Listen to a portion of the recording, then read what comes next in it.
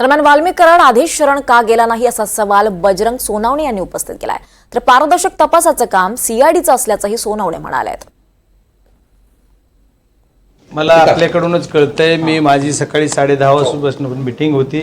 आपणच सांगताय मला जर झाले असले अटक किंवा अरेस्ट झाली किंवा ते सिलेंडर झाले तर त्यांचं ते पोलीस यंत्रणेचा भाग आहे, ते अटक झाले तर चांगलं काम झालं। पण पोलीस यंत्रणेला माझी विनंती आहे की अटक कुठल्या गुन्ह्यात झाले आणि त्यांना आता कुठल्या गुन्ह्यात कसं त्या तपासामध्ये जे काही सगळं आहे त्याच्यामध्ये त्यांना मर्डर केसमध्ये त्यांचा संबंध असेल तर त्यांना अटक झाली पाहिजे। कराडा व्हिडिओ जारी केला आहे शरण येण्यापूर्वी की माझा या गुन्ह्याशी काही संबंध नाही, खोटा गुन्हा दाखल झाला आहे खंडणीचा आणि संतोष भैया देशमुख यांचे जे मारेकरी आहेत त्यांच्यावर कठोर शिक्षा झाली पाहिजे, त्यांना फाशी शिक्षा झाली पाहिजे अशी मागणी त्यांनी केली।